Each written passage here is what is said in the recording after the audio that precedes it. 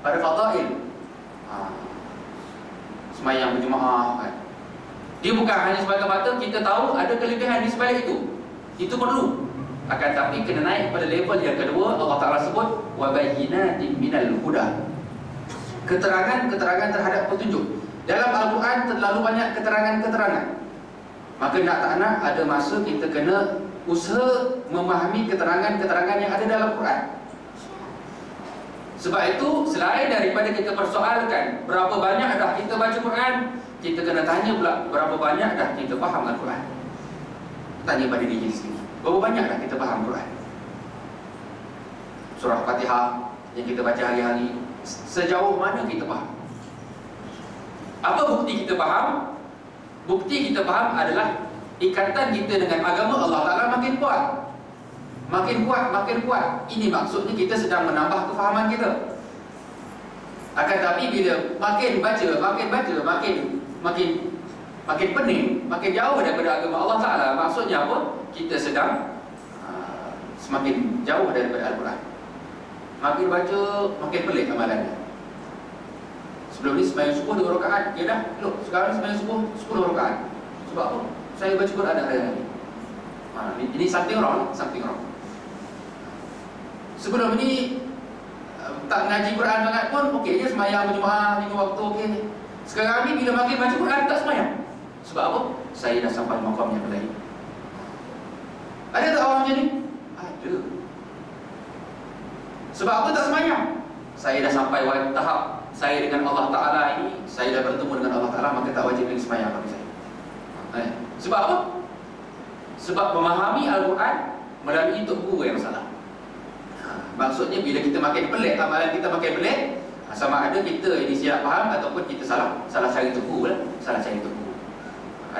Ada orang-orang yang macam ni, yang diingatkan dia diajar dengan baik, sedangkan rupa-rupanya dia diajar oleh iblis dan syaitan. Kena ingat, syaitan kerja dia bukan semata-mata mengajak orang untuk melakukan kejahatan. Jangan ingat, itu je kerja syaitan. Akan tapi kerja syaitan juga adalah untuk membuatkan orang syok dalam beribadah. Ini kerja syaitan juga. Sebab itu ulama ada mengarang satu kitab namanya Talbisul Iblis. Disebutkan dalam tu beberapa ujian-ujian terhadap orang biasa, terhadap ahli masjid pun ada, terhadap geng surau pun ada, terhadap ulama pun ada, terhadap ustaz pun ada. Semua ni bukan dia suruh ustaz buat jahat, bukan dia suruh orang pergi surau tu mencuri, tak. Semayang lagi, buat semayang banyak lagi. Supaya apa? Orang tengok kau power. Ini kerja syaitan. Ini kerja syaitan. Buka kat masjid supaya orang tahu kau ni ahli surau pada bulan Ramadan ni datang. Saya tak kata ke siapa-siapa, ini surau kata balik. Tapi itu realiti. Itu realiti. Iblis, syaitan bukan semata-mata dia menjauhkan kita daripada kebaikan, bahkan dengan kebaikan itu dia akan memesongkan kita. Sebab itu ada orang yang terlebih dos dia akan berlebih-lebihan dalam melakukan ibadah. Sebab itu zaman Nabi larang ada beberapa orang sahabat puasa tak buka kan. Sebab apa? Dia menganggap itu adalah ibadat. Sembahyang tak berhenti, tak kahwin. Sebab itu Nabi kata, aku juga berkahwin, aku puasa dan aku berbuka, aku sembahyang dan aku berhenti. Nak bagi tahu level ibadah adalah dengan keterangan. Sebab itu kita kena faham kandungan Al-Quran.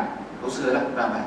Dan insyaAllah kita nak masuk sedikit tafsir dalam surah Al-Kafirun sebagai kita punya komitmen untuk kita faham kandungan Al-Quran. Surah yang kita dah biasa baca dah, mungkin tuan-tuan pernah dengar, tapi saya nak kongsikan sedikit tentang surah Al-Kafirun.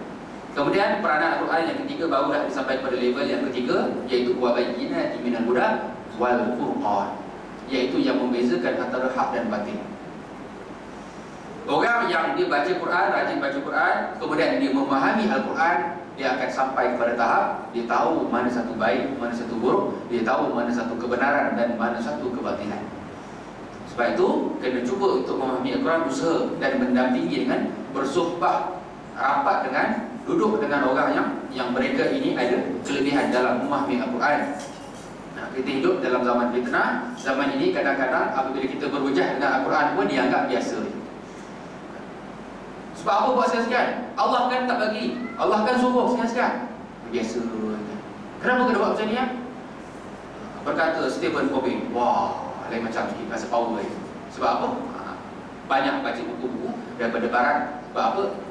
Cara dia belajar bahasa Inggeris. Bahasa Inggeris, bila tengok Quran bahasa Arab, alah, tak faham. Tak faham. Menyebabkan sumber rujukan dia jauh daripada apa yang sepatutnya. Baik, kita nak kongsi sikit tentang tafsir surah Al-Kafirun. Ringkas surah Al-Kafirun.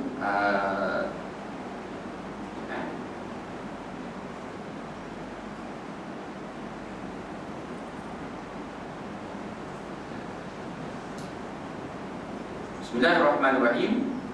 Surah Al-Kafirun, dan saya sendiri pun banyak suka kongsikan kepada mana-mana jemaah masjid surau. Saya suka kongsikan berkaitan tentang surah-surah yang diturunkan di Mekah. Sebab apa? Surah-surah yang diturunkan di Mekah ini, termasuk surah Al-Kafirun, ini semua surah yang menyentuh berkaitan tentang akidah. Qul huwallahu ahad, Al-Ikhlas, Qul a'udzu birabbin nas. Banyak surah-surah yang ringkas dalam juzuk amma, dan surah-surah yang diturunkan di Mekah banyak menyentuh tentang akidah. Dan surah-surah yang berkaitan dengan akidah ini, kalau boleh kita banyakkan kefahaman, banyak tambahkan kefahaman, baru kita belajar surah-surah daripada Al-Madaniyah, surah-surah Madinah yang banyak menceritakan tentang hukum. Sebab apa? Zaman sekarang ini bukan orang tak semayang, orang semayang, tapi dia murtad dalam keadaan tak sedar. Sebab apa? Dia punya asas agama dia tak betul, tidak mendalami ilmu akidah ataupun tidak memahami dasar agama dengan betul. Cuma kadang-kadang pakcik-pakcik ataupun makcik-makcik yang kata apa, memang daripada dulu hidupnya hidup kat kampung, jangan rasa kena diri pula. Kadang-kadang akidah, pegangan orang yang berada di kampung ataupun kita kata orang biasa itu lebih baik daripada orang yang terpelajar. Mengaji mana? Mereka. Oh, hebat. Hebat, mengaji tinggi. Kalau Malaysia ni ke UIA lah, UIA, mengaji tinggi-tinggi. Tapi cuba tengok cara pemakaian dia, cara pemikiran dia, cara interaksi dia berbeza dengan orang yang tak berpeluang, tak ada can nak ke Menara Gading, kerja menyawit, tapi rajin pergi masjid surau. Bila tanya sikit pasal Islam, kita kena jaga agama kita. Tapi bila ditanya kepada orang yang terpelajar, Islam ni sebenarnya kita tak boleh terlalu terikat dengan Islam. Macam mana? Realitinya itu. Realiti zaman sekarang ni begitu. Orang biasa yang tidak punya pendidikan yang tinggi pada kacamata manusia lah. Sedangkan orang Allah Ta'ala sebut, Nabi sebut, orang paling cerdik sebenarnya orang yang menyiapkan diri dia untuk akhirat. Bukan orang yang ada PhD banyak, bukan orang yang ada masa. Tapi itu realiti yang berlaku. Orang yang makin banyak mengaji sebenarnya makin memeningkan rakyat, makin memeningkan orang. Saya pun kadang-kadang pening. Saya ini ngaji tak adalah tinggi sana, tinggi mana. Memang ngaji bersih, tapi kita level degree ni zaman sekarang ni orang tak pandang dah. Orang master PhD dah zaman sekarang ni. PhD pun ada 2-3 baru orang pandang. Kita degree ni lekek lah zaman sekarang ni kan. Cuma kadang-kadang kita pening. Aku ni degree, tapi yang buat pening ni orang master, orang PhD. Tanya pasal Islam, sebenarnya hudud ni belum wajib dilaksanakan. Siapa yang lagi pandai sebenarnya? Tanya pakcik kampung, hudud wajib tak wajib? Hudud wajib. Siapa yang teror sebenarnya? Maka itu realiti yang berlaku. Kadang-kadang kita ada kelebihan dalam pandai mengaji, tapi kena ingat, hidayah itu milik Allah. Sepandai mana pun kita, hidayah itu tetap milik Allah. Orang mengaji pandai mana sekalipun, selagi mana Allah Ta'ala tak kurniakan hidayah kepada dia, tetap dia akan terpesong daripada agama Allah Ta'ala. Orang barat ramai yang teror mengaji. Semua teknologi-teknologi yang kita pakai semua daripada barat. Mereka cerdik tak? Cerdik. Buat lampu, semua kita buat tak pandai. Tapi yang buat teknologi orang barat kita pakai, semua mereka tetap tidak beriman kepada Allah Subhanahu Wa Ta'ala. Sebab itu penting dalam kita menuntut ilmu, yang paling penting adalah hidayah. Sebab itu Nabi ada sebutkan kan,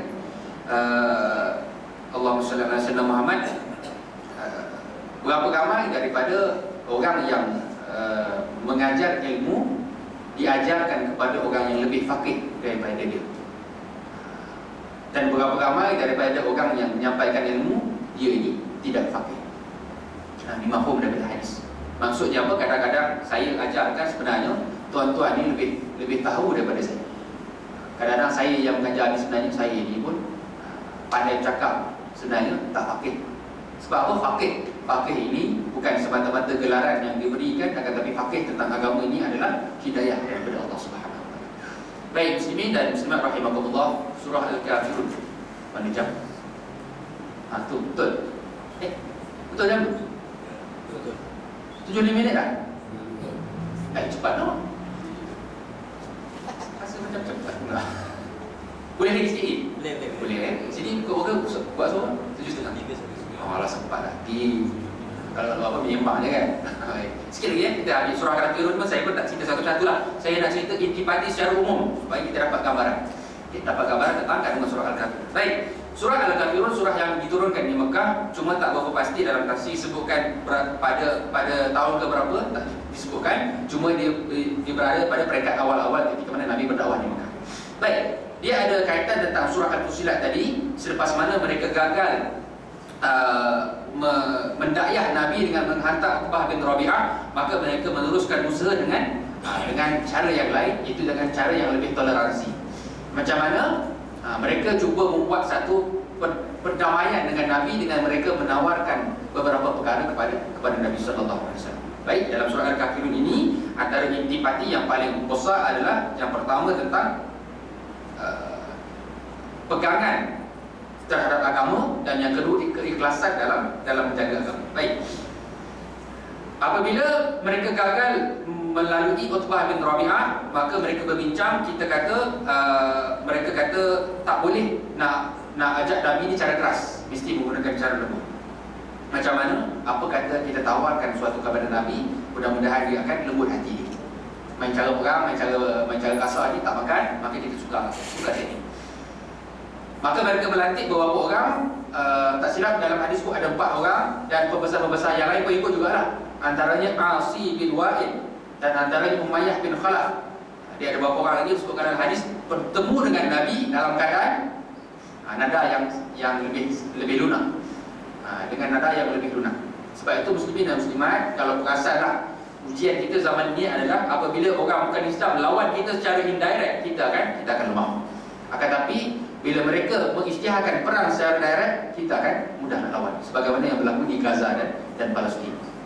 Apabila pertentangan dengan Yahudi dengan Israel itu secara terus, maka mudah nak lawan. Alamak, Ustaz Muiz datang Allah. Aku datang segan sikit. Jumpa pun sama datang. Baik Maka itu realiti yang berlaku. Bila perlawanan itu secara indirect menyebabkan memang susah. Kita nak kata ini betul, ini salah. Maka itu yang cuba dilakukan oleh pihak pimpinan musyrikin Mekah terhadap Nabi sallallahu alaihi wasallam. Mereka menawarkan beberapa perkara kepada Nabi. Bila jumpa Nabi, maka mereka tawarkan, wahai Muhammad.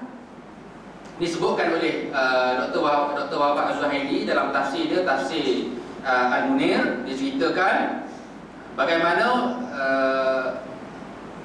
musyrikin Mekah menawarkan kepada Nabi, wahai Muhammad, apa kata kami tawarkan kepada engkau harta yang banyak supaya engkau menjadi orang lelaki yang terkaya di Mekah. Wahai Muhammad, ni sebut je berapa yang kau nak, kami akan bagi kepada engkau. Kalau zaman sekarang senanglah kan, minta nombor akaun, Ustaz minta nombor akaun, kenapa? Tak apalah, bagilah dulu. Nanti pada Ustaz, saya dah bagi kat akaun Ustaz. Berapa? Tak tahu Ustaz, tengoklah. Kalau tak cukup bagi tahulah. InsyaAllah bulan depan ada lagi. Ini taktik untuk melemahkan orang yang nak berdakwah kepada agama. Tengok pompang, bagi sikit. Tak payah cakap banyak, pengin. Maka benda itu yang ditawarkan kepada Muhammad sallallahu alaihi wasallam. Nabi Muhammad ditawarkan supaya menjadi lelaki yang terkaya di Mekah. Tuan-tuan ada tak yang tak nak jadi orang kaya? Ada orang bagi duit sebulan 5,000. Tak ada apa dia bagi 5,000 ke sikit sangat orang Selangor? Sikit Kalau Johor banyak dah tu 5,000. Orang Selangor level berapa? 10,000. Level dia tengok orang tu lah. Sebab apa orang boleh tertarik dengan duit? Dia tengok level keimanan lah. Bagi RM50, wah dah boleh sokong. Sebab apa? Level tak sama. Maka level Nabi, level atas daripada ahli hadis lagi lah. Tak main lah. Ratus-ratus, ribu-ribu tak main lah. Main juta-juta, bahkan mungkin main ratus juta. Level Nabi lah. Maka tak ditawarkan kepada Nabi dengan setakat nombor kedua terkaya, nombor ketiga terkaya. Ditawarkan supaya Nabi menjadi orang paling kaya di Mekah. Dengan Nabi tak payah buat apa-apa, ambil semua harta. Kemudian disebutkan juga, bahkan ditawarkan kepada Nabi, wahai Nabi, bukan setakat harta je kami bagi, kami akan tawarkan juga engkau jawatan yang paling tinggi kat Mekah. Ni dua perkara yang memang akan boleh melemahkan seseorang dalam nak menjalankan tanggungjawab sebagai seorang da'i, sebagai orang yang mengajak kepada agama Allah Ta'ala. Apa dia? Harta dan juga pangkat. Lebih-lebih sikit bagi duit supaya dia senyap. Saya dapat duit, fitrah orang dia ada perasaan terhutang budi. Dia dah bagi aku, takkan aku nak kata lebih ke dia. Ini fitrah. Kemudian yang kedua, pangkat. Dah lah bagi duit, bagi title pula tu, datuk. Bagi datuk. Supaya apa? Tak payah cakap banyak. Sebab apa? Kalau cakap banyak, title datuk akan ditarik balik. Maka ini teknik yang memang digunakan oleh pihak musuh sepanjang zaman. Nak melemahkan orang, dua ini: harta, pangkat. Dan dalam riwayat yang lain ada menyebutkan ditawarkan juga kepada Nabi dengan tawaran yang ketiga, iaitu sebut dia Nabi, wahai Muhammad, sebut dia mana perempuan yang kau dah lama idamkan dalam Mekah ni. Sebut dia siapa yang kau nak, sebut dia, kami akan datangkan kepada kau. Sebab itu tawaran yang ketiga yang paling bahaya adalah tawaran wanita.